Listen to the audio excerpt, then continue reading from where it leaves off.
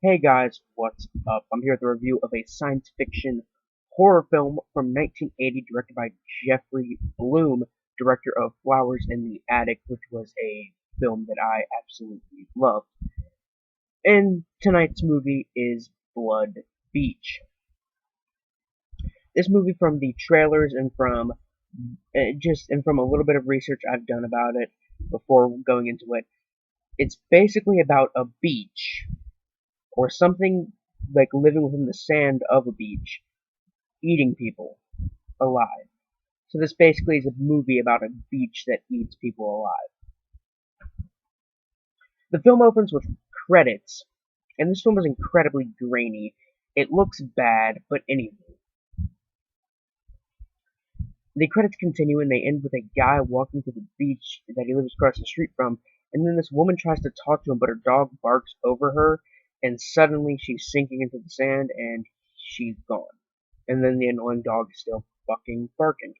Um, So next we have assorted bums and beachgoers walking around. We get police officers talking about stuff, talking about the missing woman, and I mean this film is just like the sound mix in this movie is bad. Just like it's not the worst I've ever seen, but it's still pretty bad. So a woman comes by the police department. Her name is Catherine, and she's the daughter of Ruth, the woman who was eaten by the sand, I guess. Um, so the sheriff likes her, and already 10 minutes into the movie, and I wanted to turn it off, and I was already dreading my decision to watch it. Then the girl is verbally assaulted by some crazy homeless woman who claims that her mother, that claims that the police are lying to her about not knowing anything, and that her mother was actually raped, murdered, and buried in the beach. This movie's painful to watch. I don't really know why. So the cop or sheriff or whatever, and Catherine, um, talk and do stuff, and the dog gets out of the house and goes to the spot where he last saw his owner, and then, the dog gets its head eaten off. That scene was, yeah. So then the urban cop says something that pisses off the black cop, and he tells him, go wait in the car, like he's a fucking child or something. Then a woman has her legs basically skinned while she's buried in the sand. And according to the cops in the next scene, she may never walk again. Now that may have been cheesy, and it may have just been her legs covered in fake blood, but I'm pretty sure that was supposed to be like, oh, her legs were skinned.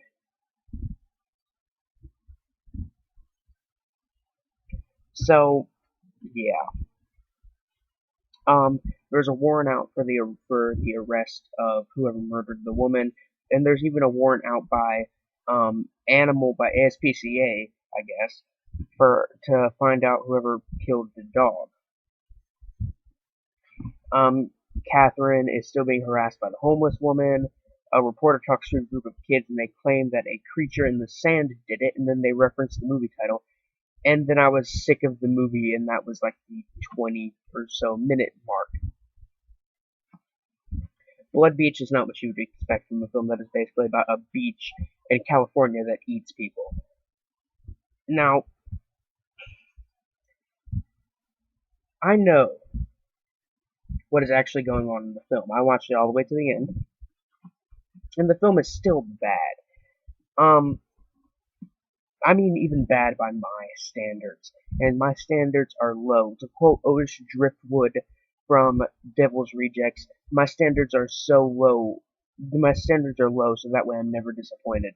My standards are low, and this movie disappointed me. The acting and writing are absolutely dreadful, and usually I have no problems with that. Um, but it's so bad that it's not even fucking funny. The effects are cheesy, and I mean, those are probably the highlight of the film. The camera work and lighting is horrible.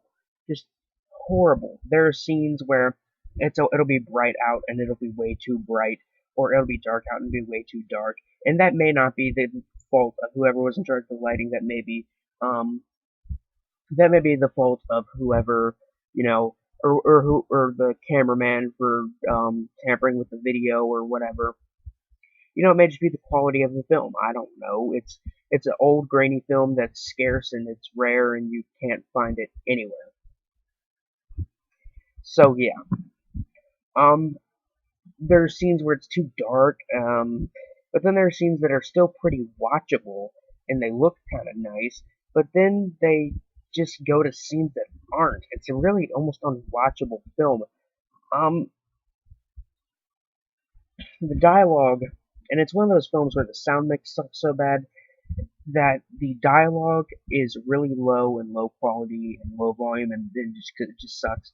And the sound effects and music are just like a decent quality, and they're quite loud.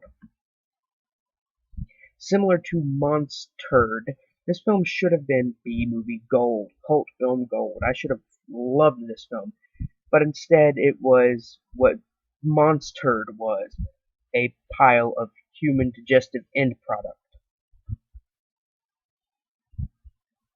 On the gore meter from 1 to 10, 1 being something like the Corpse Grinders and 10 being something like Brain Dead.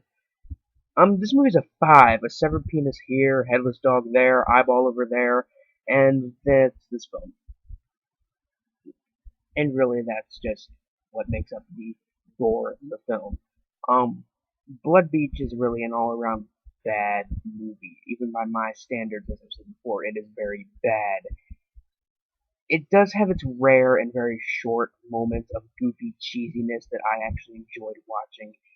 But if this gets a DVD release anytime soon, which I doubt it will, I probably wouldn't buy it unless I found it somewhere, unless I found it in like a buybacks for $1. I mean, don't watch this movie, guys. I wouldn't suggest you watch it. Don't waste 90 minutes of your time. Watch. I mean, if you don't waste 90 minutes of your time. Watch something like Pieces or The Worm Eaters or Eraserhead or Pink Flamingos. All films that are around or are 90 minutes long that are a lot better than this film that I could have watched. 1 out of 5 stars for this one, guys. I really just couldn't bring myself to like this one. And I tried. I literally sat there and I was like, no, I have to like this movie. I really want to like it. But I didn't. Anyway, guys, I'm BiscuitBoo69, signing off. Peace.